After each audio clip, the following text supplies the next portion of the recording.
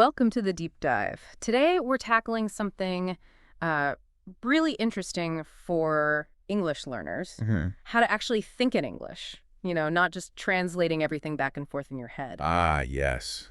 That's a big one. It can feel like a huge hurdle at first, can it? Especially Yeah. when your native language feels so automatic. Exactly. It seems like a big leap. It can feel significant, yeah, but honestly, it's such a crucial step towards really getting fluent. It changes things. It really does. And that's why we wanted to dive into it today, because thinking directly in English, it brings some pretty clear benefits. I like Like it. speaking becomes smoother, more natural, right? You're not doing that constant mental calculation to find the word. Precisely. When your thoughts just form in English, you skip that whole translation layer. Yeah. And that makes a huge difference in how quickly you respond in conversations. Faster responses. Yeah, I can see that. Makes things less awkward, probably. Much more spontaneous. You can just engage. And the confidence boost. Imagine not worrying constantly about getting the phrasing perfect or finding the exact translation. Right. You can actually focus on what you want to say, you know, Hmm. the message itself. Rather than just the mechanics of saying it. Exactly.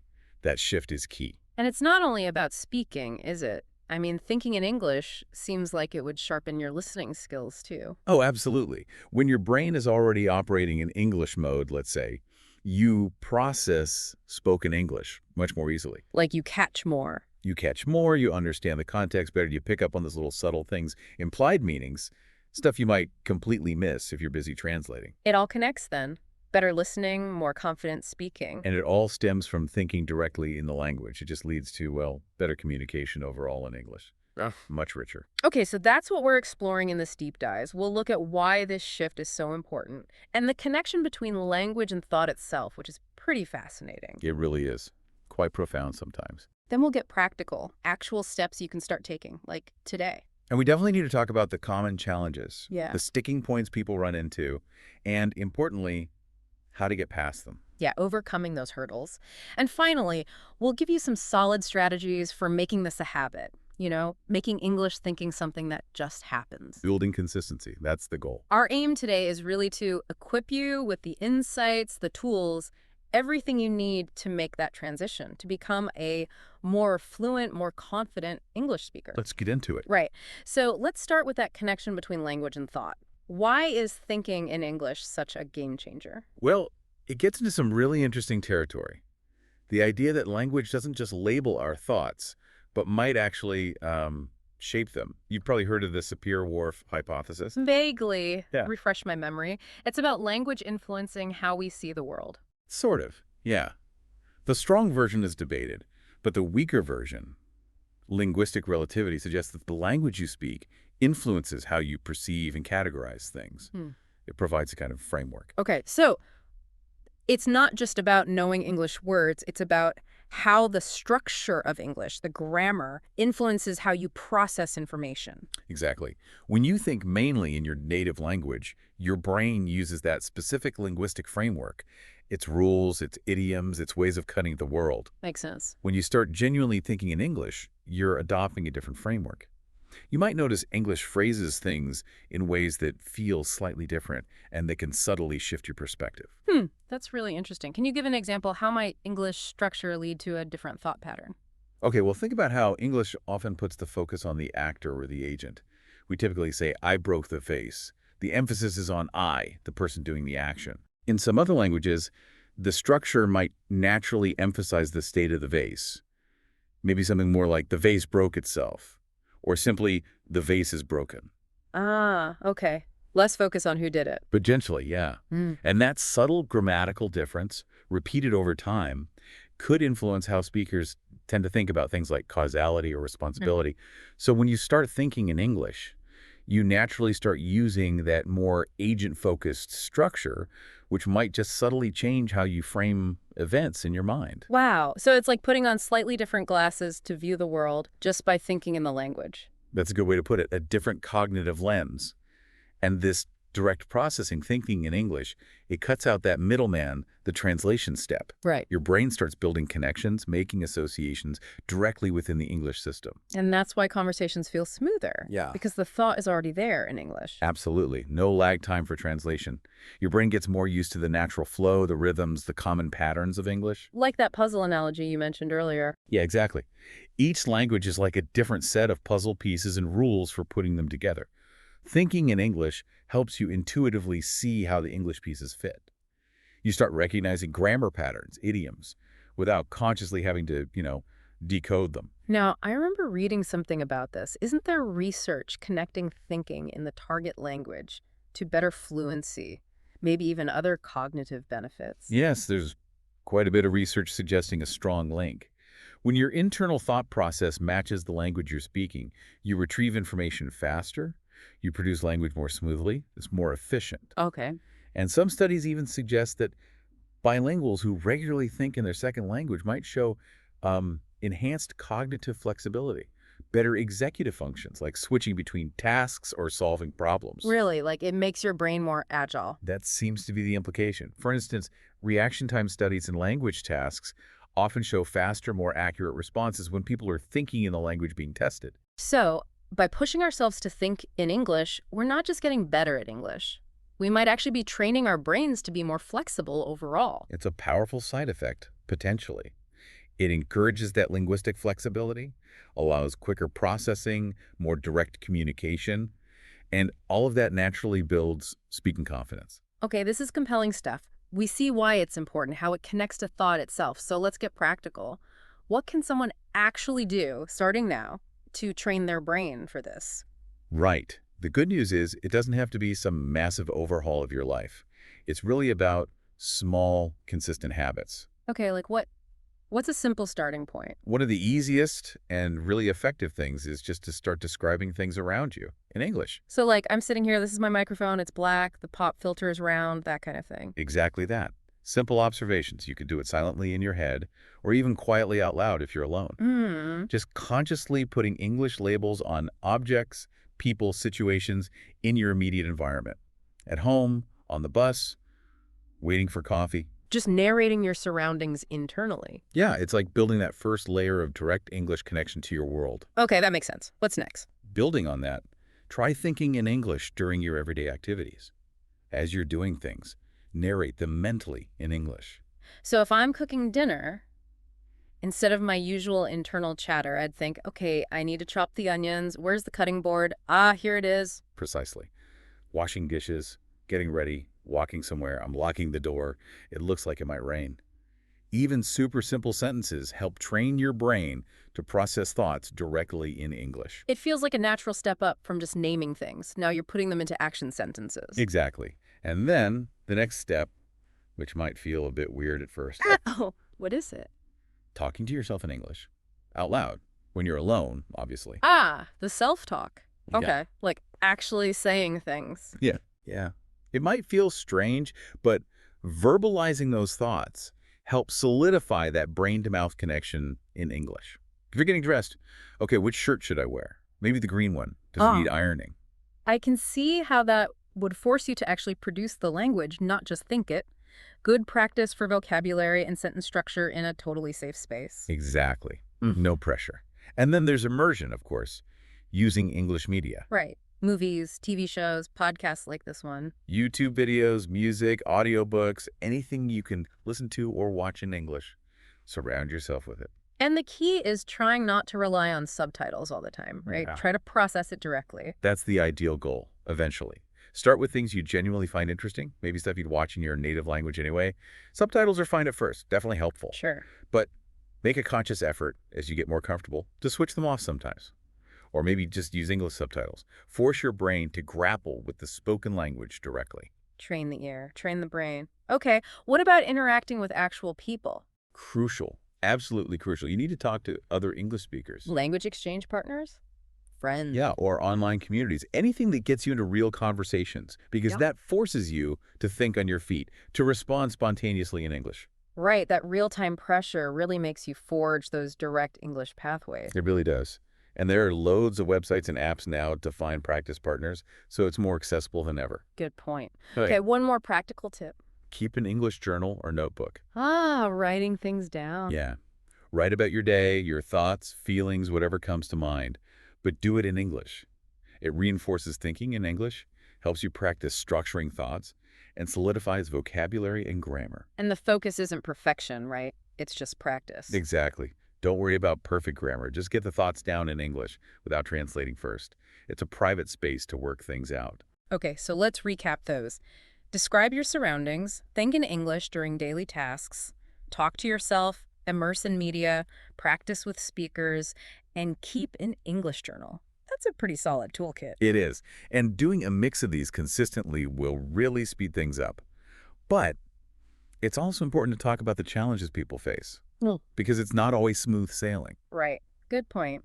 Let's tackle those roadblocks. What's a really common one? I'd say one of the biggest is just the fear of making mistakes. Yeah.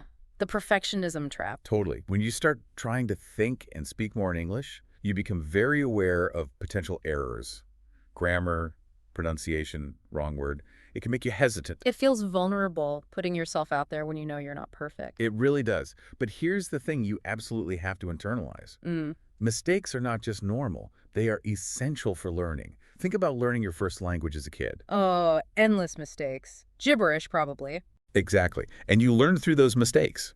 It's the same process with English. You need to try and reframe how you see errors. Yeah. They aren't failures. They're feedback. Learning opportunities. Precisely.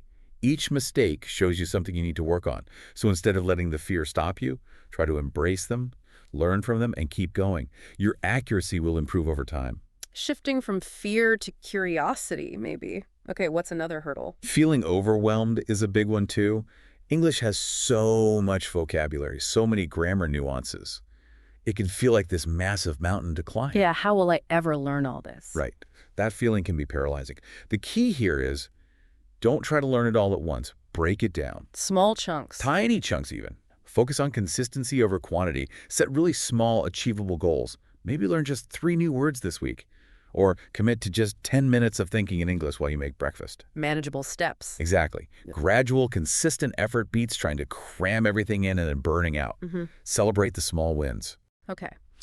What about that constant pull to just switch back to your native language when things get tricky? Oh yeah, the comfort zone beckons. It's so natural.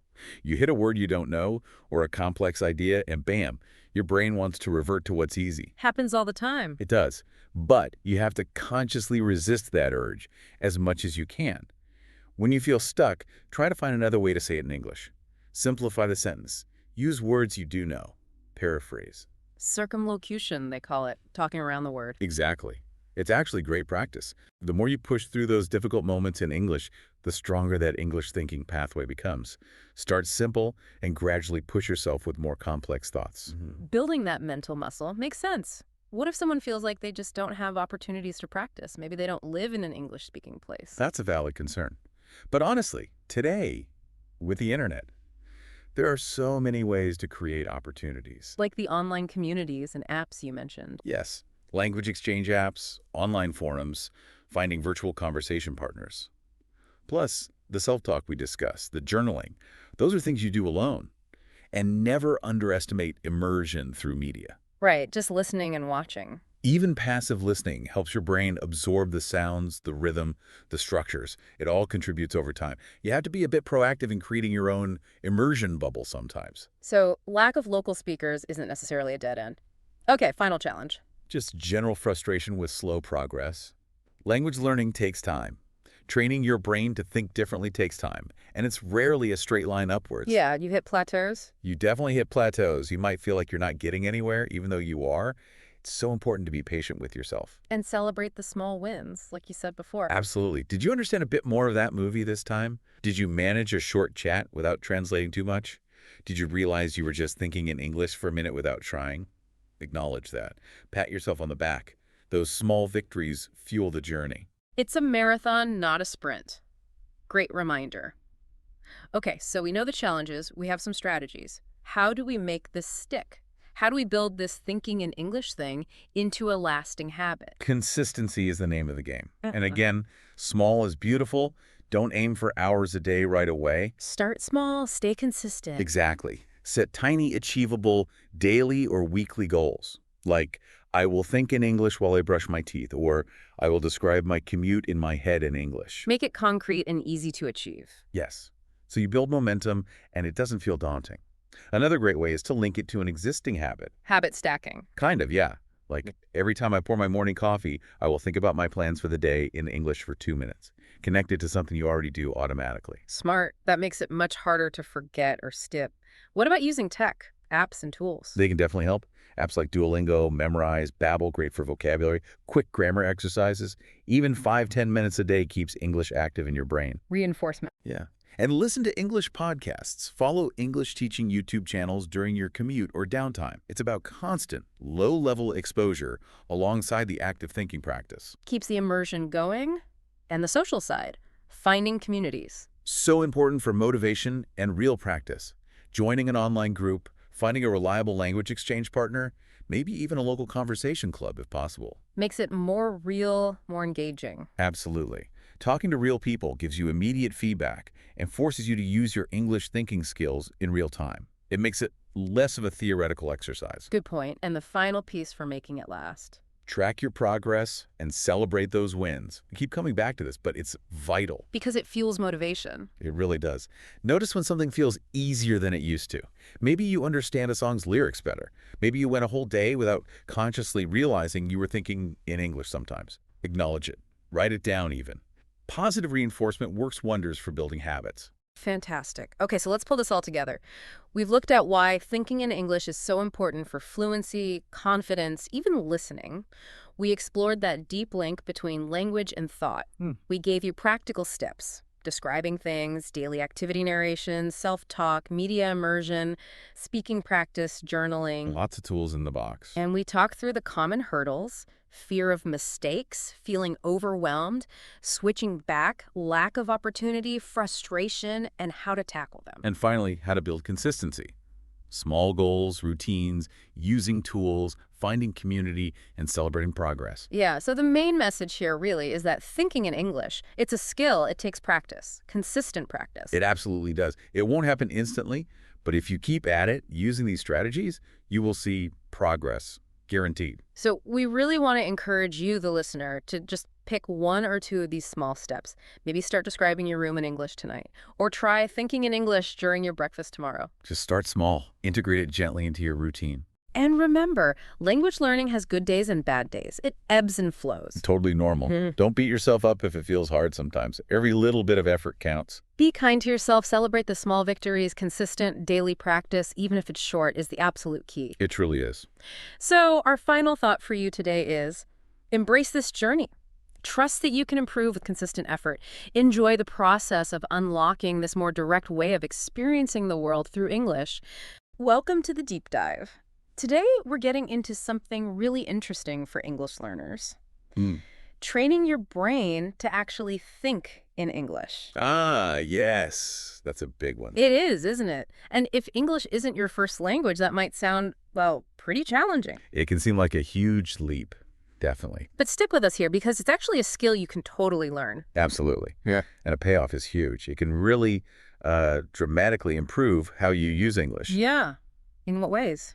Well, you'll likely find your speaking just gets smoother, more fluid. Okay. Your understanding sharpens up, almost instinctively, you know. Right. And maybe most importantly, you gain this real sense of confidence when you communicate. Confidence, yeah, that's key. It really is. It's about shifting how your brain works, processing things directly in English. Exactly. So in this deep dive, we're going to break down some practical ways you can actually start doing that today. Good stuff. And it's probably not as complicated as people might imagine. I think so too. Hopefully by the end, you'll walk away with some really useful everyday tips. And this isn't just for beginners, right? No, definitely not. This is for everyone, from beginners right through to advanced learners. The common thread is wanting to become a more confident English speaker. That's the goal. So let's dig in. Why bother? Why is thinking in English actually so important? Right. You might be thinking, look, I'm learning words, I'm learning grammar. Isn't that enough? Yeah, why add this extra layer of difficulty? Let's unpack that. Okay, first big reason. Fluency. Yeah. Becoming more fluent. Right. Because truly fluent speakers, Yeah. they're not translating every single word in their heads before they speak, are they? No, absolutely not. That would be exhausting and incredibly slow. Hmm. Thinking directly in English lets your brain process everything right there in the target language. So it skips that whole step of translating back and forth from your native language. Exactly. It's a more direct route. Yeah. And that makes your speech faster, and it just sounds, well, more natural, less forced. Okay, faster and more natural. That leads nicely into the second point, doesn't it? Reducing response time. Mm-hmm. That delay while you mentally translate. We've all been there. Someone asks you something, and your brain just kicks into overdrive trying to translate. Their question, then your answer in your language, then back into English. It's a lot of mental juggling. It really is, and it creates that pause, that hesitation. It does. And that hesitation can make conversations feel a bit, well, awkward sometimes. Stilted. So thinking in English helps avoid that. Yeah, because your mind is already operating in English mode. You've got quicker access to the right words, the common phrases. In natural expressions people actually use. Precisely. So you can respond faster, and the whole conversation just flows much more smoothly. Makes sense. And I guess that speed and ease must link to the third benefit, building confidence. Oh, massively. Imagine it being able to express yourself in English just as easily as you do in your own language. That would be amazing. What a confidence boost. It's huge. When you're thinking in English, you tend to worry less about, is this the perfect word? Or is my grammar 100% correct? Right, you're not second-guessing every little thing. Exactly. Your focus shifts. It moves towards just sharing your ideas, getting your point across clearly, confidently. And it's not just speaking, is it? Does it help with listening, too? Absolutely. That's the fourth big point. Thinking in English actually sharpens your listening skills quite a bit. How does that work? Well, if your brain is already tuned into English, processing thoughts in English, it becomes easier to understand what other people are saying in English. Ah, so you're not just hearing words, you're kind of processing the meaning more directly. You got it. You move beyond just recognizing individual words. Your brain starts connecting the ideas, understanding them within the whole context of English itself. So you can follow conversations more easily, maybe pick up on subtleties? Exactly. Those nuances, the implied meanings, it all becomes clearer when your brain isn't constantly busy translating. Okay, so let's just quickly recap those benefits. Thinking in English helps you Speak more fluently, respond faster, build confidence. and improve your listening and comprehension. Yeah, and ultimately all of that adds up to just better communication in English overall. Which is what everyone's aiming for, right? That's the goal. Okay, so we get why it's important, but what does it actually mean to think in English? Is it just like running English words through my head silently? That's a great question. And no, it's a bit deeper than just using English words internally. Okay. See, the language we use actually shapes our thoughts to some extent. Really? How so? The language you're actively using in the moment influences the way your brain processes information, the way you structure your thoughts. So switching to English isn't just changing the words, it's like changing the operating system slightly, a shift in perspective. That's a good way to put it. You start to perceive things, interpret things, sort of through the lens of English. Can you give an example? Sure. Think about describing, say, a really beautiful sunset. Your native language might have one perfect word for it. Right. In English, you might need a few words. Maybe you focus on the colors, the fiery orange and deep purple, or the feeling, it felt so peaceful.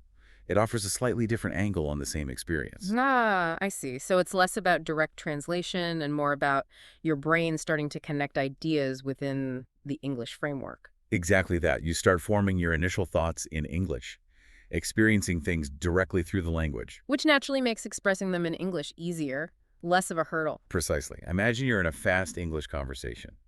If you're thinking in English, you're processing what's said and figuring out your reply.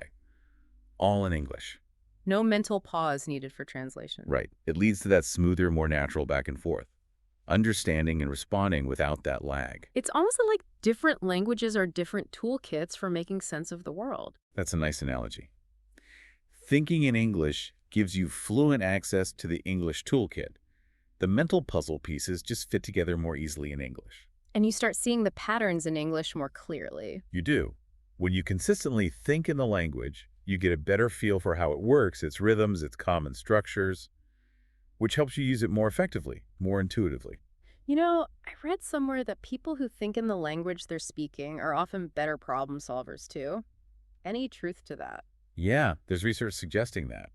Engaging with a different linguistic system seems to boost cognitive flexibility, makes your brain more agile in a way. Interesting. So the more you practice thinking in English, the more streamlined your communication becomes.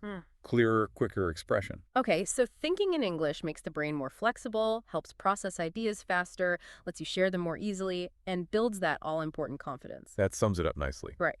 So now we know the why and the what. Let's get practical. How do we actually start doing this? Okay, the how.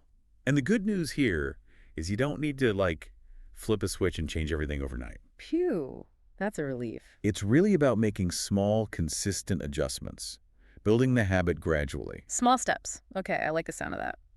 So what's step one? Where do we begin? The very first step, and it might sound almost too simple, is to just actively describe things around you in English. So look around the room or outside and just narrate it silently or out loud. Either.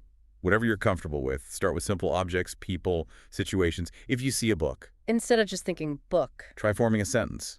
That's a green book. It's on the table. Maybe add more detail. The cover looks interesting. The pages seem old. Ah, okay, so you're actively forming English sentences about what you observe. Exactly. Just practicing that basic observation to English sentence pathway. Got it. Simple but effective. What's step two? Step 2 is to try thinking in English during your normal daily activities. Like while I'm making coffee or commuting. Yep. Whatever you do in cooking, cleaning, walking, waiting for the bus. Try to have those internal thoughts in English. Can you give an example? Like if I'm cooking. Sure. Instead of thinking in your native language, I need to chop the onions, think, okay, I need to chop the onions. Or I'm adding salt now. This smells good. Or if I'm walking. You might think, that person is walking quickly. The weather is nice today. I wonder what time it is. Just those small, everyday thoughts. So it's about capturing those fleeting thoughts and making them happen in English. Exactly. It helps your brain get used to operating in English as its default for those little moments. Okay, makes sense. Step three. Step 3 might feel a bit weird at first, Hmm. but it's talking to yourself in English. Huh. Okay, yeah, that might feel a little strange. But why does it help? It's surprisingly effective. When you're alone, try narrating what you're doing out loud. Like, okay, now I'm brushing my teeth. Exactly. I'm putting on my shoes now. Where are my keys? Okay, I'm ready to go. Why does saying it out loud help more than just thinking it? Saying it aloud helps your brain connect the thought process directly to the act of producing spoken English. It solidifies that link. Okay. Practice for the real thing. And it's a great zero-pressure way to practice new words and sentence structures you're learning. Low stakes practice. I like it. Okay, step 4. Step 4 is a big one. Immerse yourself in English media. Right. Movies, music, podcasts. Absolutely. This is a really powerful tool for getting your brain to naturally start thinking in English. Surround yourself with it as much as possible. So watch TV shows, YouTube videos. Listen to podcasts, songs, audiobooks, all in English. The more exposure your brain gets. The more it gets used to the sounds, the rhythms, the patterns. Exactly. And the easier it becomes for your brain to start thinking in that language automatically. Any tips for how to best use media for this? Start with stuff you actually enjoy. If you like comedy, watch English sitcoms. If you like history, find history podcasts in English. Makes it less of a chore. Definitely. And maybe try listening or watching without subtitles at first. See how much you can grasp just from the context and the visuals. Even if I don't understand everything. Even then, your brain is still absorbing the flow, the sounds. Consistent exposure is key. It familiarizes your brain with how English naturally sounds and feels. Okay, great tip. Make it enjoyable. Step 5. Step 5 is actively practicing with English speakers. Taking it out into the real world, or at least, interacting with real people. Yeah. This really helps take your thinking in English skill to the next level. Look for language exchange partners, maybe friends who speak English fluently. Online communities. Online communities are great too.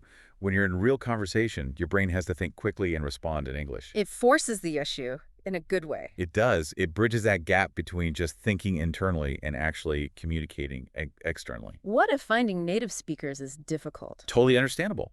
That's where language exchange apps and online forums are fantastic. There are tons of options now. So even virtual practice counts. Absolutely. The key is just regular practice. Even a few minutes a day makes a difference. Okay. And the final step, number 6. Step 6 is using an English notebook or journal. Writing down thoughts. How does that help thinking? It does. Get a small notebook or use a notes app and just jot down a few sentences in English each day. How about what? Anything. What you did, how you're feeling, something interesting you saw. The act of writing forces you to structure your thoughts in English to get them down on paper. Right, you have to formulate the sentences. And it's another great way to reinforce new vocabulary and grammar you're learning. Should I worry about mistakes in my journal? Not at all. The goal isn't perfection, it's practice. Just the act of doing it regularly helps make thinking in English feel more natural over time. Okay, let's quickly run through those 6 steps again. Sure. 1. Describe things around you in English. 2. Think in English during daily activities. 3. Talk to yourself in English. 4. Immerse yourself using English media. 5. Practice with English speakers. And 6. Keep an English journal. That's it. And remember, the absolute key through all of this is consistency. Right. Little and often. Exactly. Start small, make it a regular part of your day. The more you practice, the easier it gets. And don't worry about mistakes. They're just part of learning. Okay, that's a fantastic toolkit. But let's be real, it's not always going to be smooth sailing, is it? No, definitely not. Learning to think in a new language involves challenges. That's totally normal. So, what are some common hurdles people hit? And crucially, how do we get over them? Good question. It's important not to get discouraged. The first big challenge many people face is simply the fear of making mistakes. Yeah, that worry about sounding silly or getting it wrong. Exactly, worrying about being incorrect, or maybe that people will judge you. What's the reality check there? The reality is, everyone makes mistakes when learning a language. Everyone. It's absolutely unavoidable. Like learning to ride a bike, you fall off a few times. Precisely. Think about how you learned your first language as a kid. Tons of mistakes. But that's how you learned. So the solution is, don't be afraid. Try to see mistakes as learning opportunities. Easier said than done sometimes. It is, but try to reframe it. Each mistake actually teaches you something. And honestly, over time, you will make fewer mistakes and feel much more confident. Okay, reframe mistakes as data points for learning. Got it. What's another common challenge? Feeling overwhelmed. Oh, yeah. So much vocabulary, so many grammar rules, exceptions. Exactly. It can feel like there's just this mountain of stuff to learn, and you always feel like you're behind. How do you cope with that feeling? The main thing is, you don't need to learn everything all at once. Seriously, start small. Focus on building that habit. Consistency over perfection, remember. Right. Set realistic goals. Maybe a few new words a week. Thinking in English for 5 minutes a day. Take it one step at a time. Break it down. Makes it feel less like climbing Mount Everest. Exactly. Much more manageable. Okay, third challenge. Let's hear it. Switching back to your native language. That tendency to just revert. The comfort zone. Especially when you can't find the right English word quickly. Yep. Your brain defaults back to what's easy and familiar, but that can slow down your progress in building the thinking in English habit. So how do you fight that default setting? Keep practicing. Honestly, that's the core solution. The more you consciously practice thinking in English, the more automatic it becomes. Start simple. Yeah, start with simple thoughts. What's for breakfast? How's my day going? Then gradually tackle more complex ideas without reaching for that native language crutch. Building that mental muscle. Okay. What Another else? common one is limited opportunities to actually speak English. Right, if you don't live in an English-speaking country or aren't surrounded by speakers. It can be harder to get that real-time practice, which really helps solidify thinking in the language. What's the workaround there? Well, like we said before, there are actually lots of ways to practice even if you're mostly alone. Online communities, language apps, talking to yourself. Right, narrating your actions. Yeah. And don't forget listening. Listening to English media podcasts, movies, is still hugely valuable. It constantly exposes your brain to natural English, which helps thinking in English become more natural over time. Good point. Even input helps train the thinking process. Okay, one more challenge. Just general frustration with progress. Feeling like you're stuck or not improving fast enough. Exactly. Hitting a plateau. It happens to pretty much everyone at some point, and it can be really discouraging. So what do you do when you feel like you're just spinning your wheels? Remind yourself that progress takes time. Yeah. Often slower than we'd like. Be patient. Keep practicing, even when it feels hard. And maybe focus on small wins. Absolutely. Celebrate those small victories. Maybe you understood a whole movie scene or had a short conversation without panicking or just noticed you were thinking in English naturally for a bit. Acknowledge that progress. Because consistent practice does lead to improvement, even if it feels slow sometimes. It really does. So, to recap overcoming challenges, embrace mistakes. Start small to avoid overwhelm. Keep practicing to avoid switching back. Find practice opportunities, even if they're online or just talking to yourself. And stay patient, celebrating small wins. Patience and persistence seem to be the key words. They really are. Language learning is a journey, and these challenges are just bumps in the road. Keep going, stay positive, and thinking in English will get easier. Okay, fantastic. So we know why, we know how to start, we know how to handle the bumps. Now, how do we keep it going, make it stick long term? Right, sustainability. Because the key to really mastering any skill, including this one, is consistency over the long haul. Little and often beats cramming. Right? Absolutely. Short, regular practice is way more effective than trying to do massive sessions only once in a while. So what's tip number one for keeping that consistency going? Set small, achievable goals regularly. Like we talked about for avoiding overwhelm. Exactly. But make it an ongoing thing. Maybe this week, I'll think in English for 5 minutes every day. Or I'll learn 3 new phrases this week and try to use them in my head. Starting small makes it easier to stick with. Much easier. And those little goals add up fast. Maybe your goal is just thinking in English during breakfast each day. Or describing your commute for 10 minutes. Clear, easy goals keep you motivated and give you that sense of progress. Small wins build momentum. Okay, tip 2. Create a daily practice routine. Build it into your schedule. Make it a habit like brushing your teeth. Precisely. Dedicate a specific time, maybe first thing in the morning, maybe during your lunch break, maybe before bed. Whatever works for you, but try to make it consistent. So perhaps when you wake up, you spend 5 minutes thinking about your day in English. Perfect example. Or maybe you talk to yourself in English while you make coffee. Making it a fixed part of your day really helps solidify it as a habit. Got it. Routine is powerful. Tip 3. Use language learning apps and tools. Leverage the tech. Duolingo, Babbel, things like that. Yep. Memrise, Anki for flashcards, loads of options. Even just 5–10 minutes a day on an app can really help with vocabulary and getting your brain used to processing English quickly. Some have speaking exercises too, right? They do, which is great for training that quick sentence formation. And keep using podcasts and YouTube on topics you like during commutes or downtime. More exposure always helps. So integrate these tools into your daily flow. Tip 4. Join an English-speaking community. Find your people. For motivation and practice. Exactly. Online groups, language exchange partners, local clubs if they exist near you. Practicing with others makes it more fun, less isolating. And gives you real conversation practice. Right. It pushes you to use English spontaneously. Even if it's just chatting online once a week, it builds confidence and encourages you to keep going. Community support. Makes sense.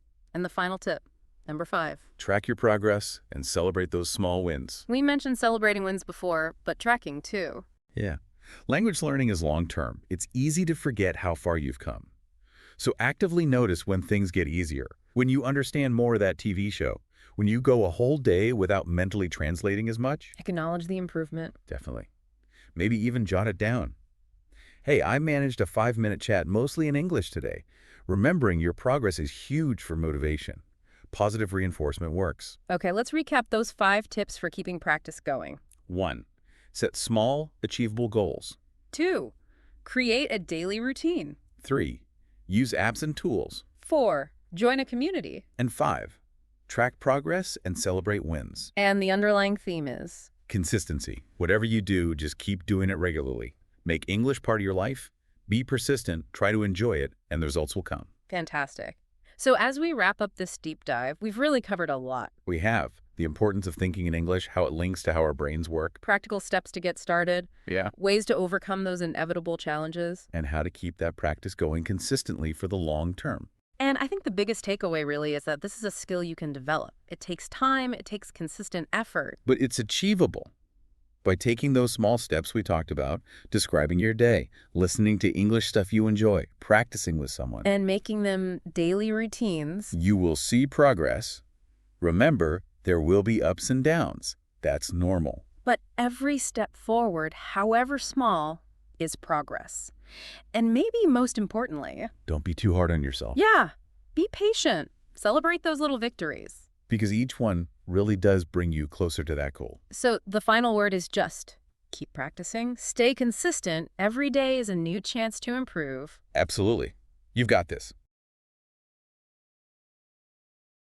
Welcome to the Deep Dive. Today we're looking into something, well, pretty fascinating in language learning. Training your brain to actually think in English. Yeah, it sounds like a big ask, doesn't it? Especially if English isn't your first language. It really does. But stick with us here. Because, the exciting thing is, this isn't some impossible dream. Learning to think in English, it's a skill. A skill that can totally change how you use the language. Exactly. Think smoother understanding, more intuition, and honestly, a big boost in speaking confidence. Yeah, getting your mind to just operate in English, making it feel natural.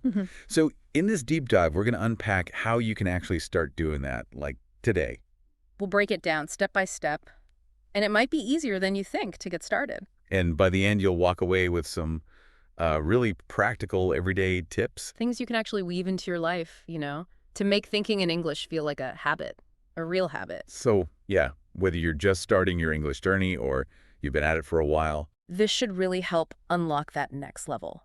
More confidence, more fluency. Okay, let's get into it then. Why? Why is this shift, thinking in English, so important? Isn't just learning words and grammar enough? That's the key question, isn't it? And look, vocabulary, grammar, they're the bedrock, absolutely essential. Of course. But thinking in English lets you bypass a kind of mental bottleneck. Think about fluency. Okay. People who speak really fluently, they aren't consciously translating every single thought from their native language first. Right. It just seems to flow out. Exactly. So when you train your brain to think directly in English, you start forming thoughts in English from the get-go. Ah, so that middle step, the translation bit, it just disappears. Pretty much, which naturally makes your speaking quicker, more fluid. It's like taking a shortcut to expression. That makes a lot of sense. And I bet that faster processing helps in conversations too, like responding quicker. Oh, absolutely. If you're still doing that mental translation, Sure. even if it's super fast, subconsciously, There's still a tiny delay, there is. You're basically doing two jobs in your head instead of one. like a little mental traffic jam. That's a good way to put it. But when your brain is already working in English mode, those words, those phrases, they're just there, more accessible. So you can process what someone says and reply almost instantly. Right. It leads to those smoother, more natural back and forths, real conversation. And beyond just sounding natural, I imagine it does wonders for confidence. Well, think about it. How would it feel to just say what you want to say in English as easily as you do in your own language? Oh, that would be huge. A total game changer for so many people, myself included sometimes. And that's what thinking in English helps build. It starts chipping away at that worry, that anxiety about finding the exact right word or making a mistake. So you can focus less on the how and more on the what you want to say. Precisely. You shift your focus to your message, your ideas, and that lets you speak with, well, more confidence, more clarity. And it strikes me this must impact listening too, right? Comprehension. Definitely. No question.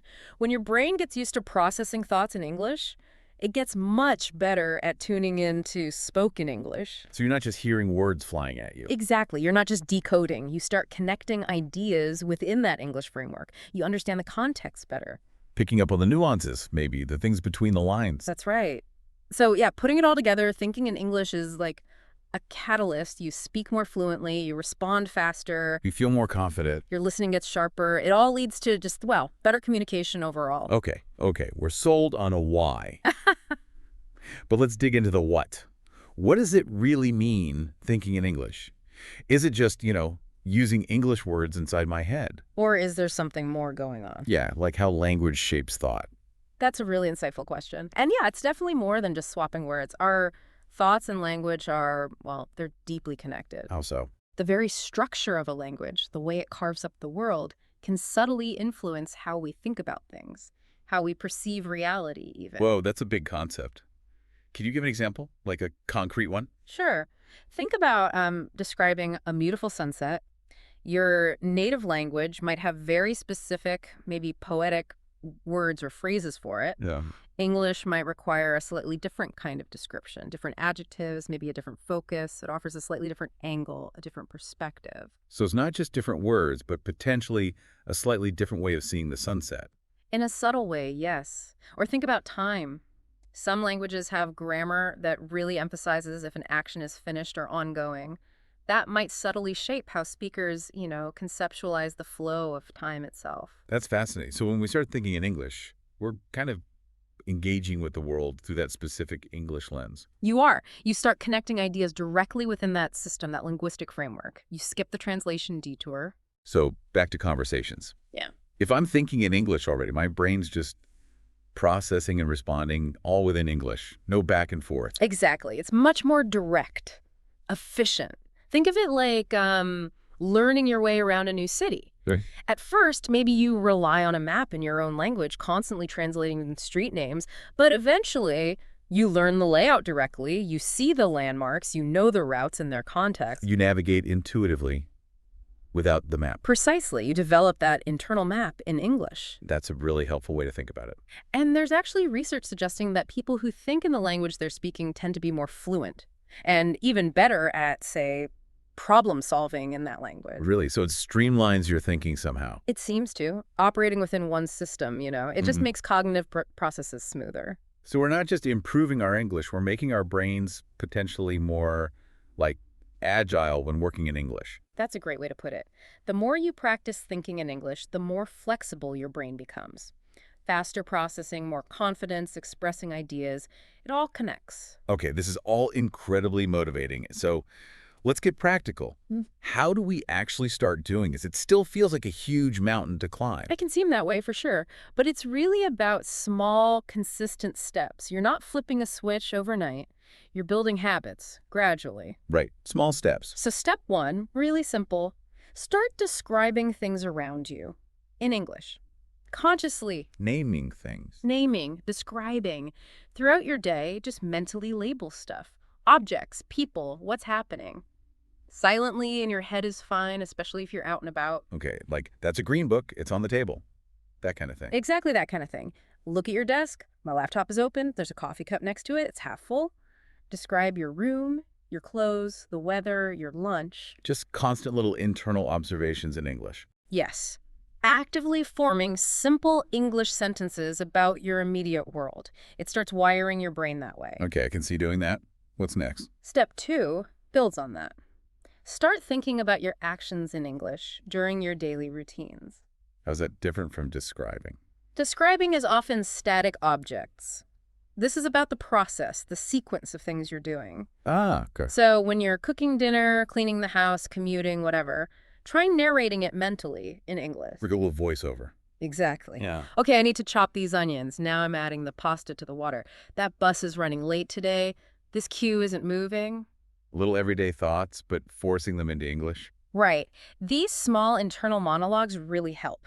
Your brain gets comfortable using English for everyday relevant stuff. It practices vocabulary and context. Makes sense. What's step three? Step three, and this one might feel a bit weird at first, Uh-oh. is to actually talk to yourself out loud in English. Okay. Yeah, I can see that feeling a bit strange, especially if someone walks in. Huh. Yeah, maybe pick times when you're alone, but honestly, it's super effective. It bridges the gap between thinking and speaking. How so? When you're getting ready, tidying up, just say what you're doing. Okay, time to brush my teeth. Where are my keys? I need to remember to buy milk. Just narrating my actions out loud. Yes, saying. It reinforces the connection. Thoughts to words out loud. It also gives you safe, zero-pressure practice with pronunciation, sentence structure, vocab. Okay, maybe start in the shower. Got it. What about step four? Step four is crucial. Immerse yourself in English media. Right, this is one people hear a lot about. Watching movies, listening to music. Exactly. And it's powerful for getting your brain to think in English. Surround yourself with it. Actively choose English movies, TV shows, YouTube clips. Podcasts too, I assume. Like this one. Absolutely. Podcasts, audiobooks, music. The more exposure, the more your brain just starts absorbing the patterns. It makes thinking in English feel more natural, sometimes almost subconsciously. So creating your own little English bubble. Pretty much. Find stuff you actually enjoy. That's key. Makes it feel less like homework. And try. Try sometimes to watch or listen without subtitles in your native language. Ooh, challenging. But forces you to rely on the English. Right. Focus on the main ideas, the context. It helps your brain get used to the natural flow and rhythm. Okay, step 5. Let me guess. Practice with people. You got it. Practice with actual English speakers. This takes thinking in English to the next level. Because you have to do it in real time. No pausing. Exactly. Conversations force you to think on your feet, formulate responses quickly, all in English. Find language exchange partners, practice with friends who speak English, join online communities. What if finding people locally is tough? That's a common issue. But the internet is amazing for this. Language exchange apps, online forums, virtual conversation groups, loads of options. So no excuses, really. Not really. The key is just regular practice. Even short chats help enormously. Okay, one more step. Step 6, use an English notebook or journal. Writing. How does writing help thinking? It forces you to actively structure your thoughts in English, to take those internal ideas and put them down in words, sentences, paragraphs. Okay, so it's a very deliberate form of thinking in English. Exactly. Start small, a few sentences a day about what you did, how you feel, anything on your mind. It makes you choose words, build sentences, reinforces vocab and grammar too. And perfection isn't the goal here, right? Absolutely not. Just practice. Mistakes are fine, expected even. Just the act of doing it regularly makes thinking in English become more frequent, more natural over time. Okay, wow. So, quick recap. Describe things, think during activities, talk to yourself, immerse in media, practice with others, and write. Those are the 6 core steps, and the magic ingredient connecting them all. Consistency. Consistency. Small, regular practice beats intense, infrequent bursts every time. It's about building that habit. These are all really practical, doable steps. Yeah. But, I'm sure it's not always smooth sailing. Learners must hit roadblocks trying to make this shift. Oh, absolutely. It's a big mental shift, and challenges are totally normal, expected even. What's a common one? Probably the biggest is just fear. Fear of making mistakes. Right. Worrying about sounding silly or getting judged. Exactly. You hesitate because you want it to be perfect. But language learning just doesn't work that way.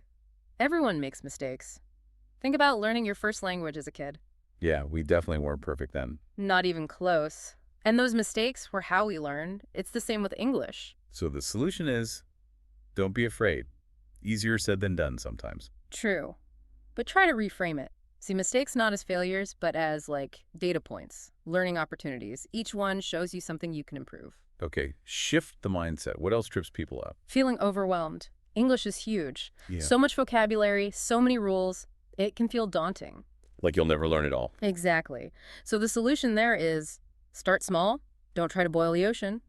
Focus on building the habit of thinking in English, even just for a few minutes. Set realistic goals. Realistic goals. Maybe learn 5 new words this week. Or just commit to 10 minutes of English thinking practice daily. Consistency over perfection. Always. Okay, manageable chunks. What about the temptation to just switch back to your native language when it gets hard?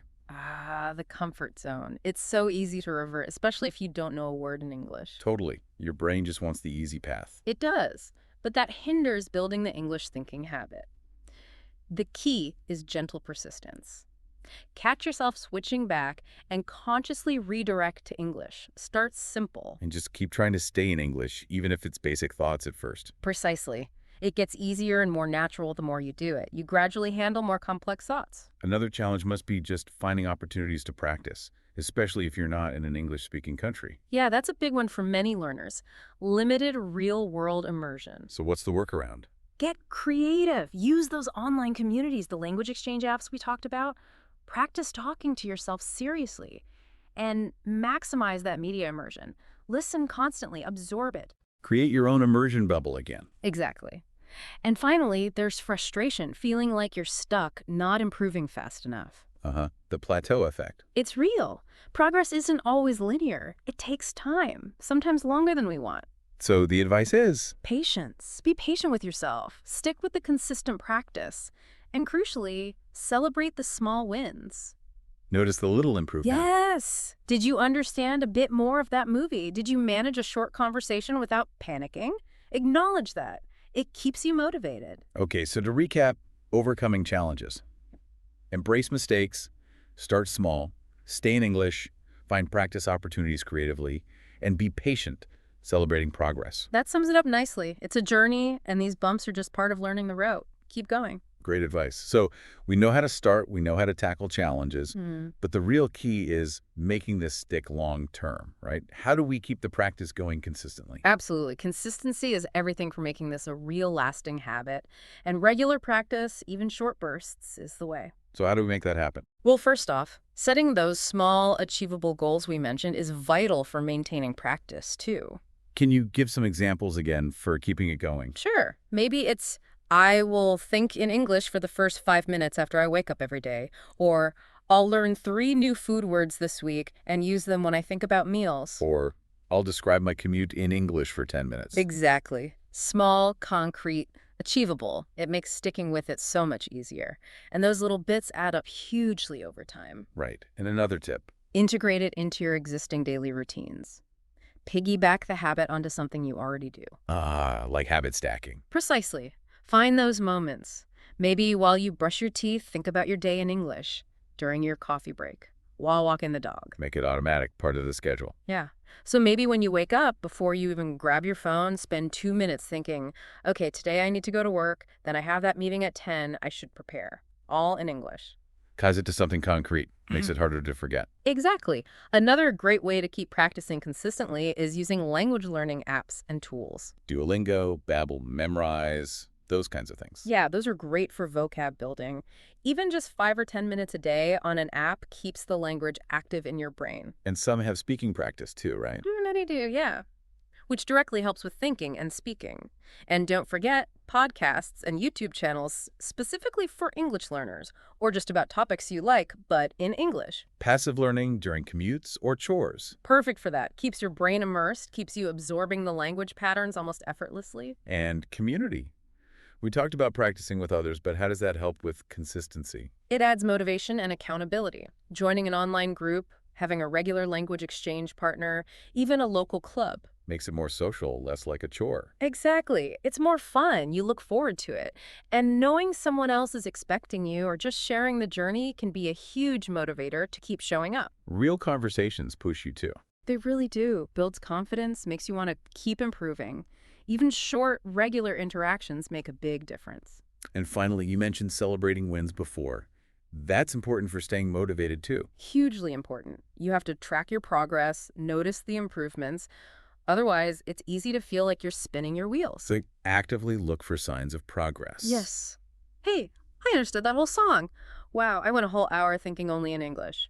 Write these things down, maybe, acknowledge them. It fuels you to keep going. Okay, so keeping it going involves small goals, daily routines, using apps tools, finding community, and tracking, celebrating progress. That's the toolkit for long-term success. Consistency is king. Make English thinking a regular, hopefully enjoyable part of your life. This has been, wow, incredibly helpful, a real deep dive. So Oh. just to wrap things up, we've covered why thinking in English is so powerful, That connection between language and thought. the practical steps you can take today to start, How to get over those common hurdles and fears. and importantly, how to make it a lasting habit through consistent practice. And really the main takeaway is thinking in English. It's a skill. It develops over time. It takes effort, yes. But using these strategies makes it achievable. So we really hope you feel encouraged now to just pick one thing, one small step we talked about. Maybe describing your breakfast tomorrow morning. Or finding one English podcast you like. Or writing just 2 sentences in an English journal tonight. Make it part of your routine. Start small. And remember, it's a journey. There will be ups and downs. That's totally normal. But every single step forward No matter how tiny it feels. is progress. It counts. So yeah, be kind to yourself. Be patient. Notice those small victories. Keep pushing forward. Every day is a new chance to get just a little bit better, a little more comfortable thinking in English. Thank you so much for joining us for this deep dive. We really hope you're leaving inspired and ready to train your brain. Keep practicing. Stay consistent. You can absolutely do this.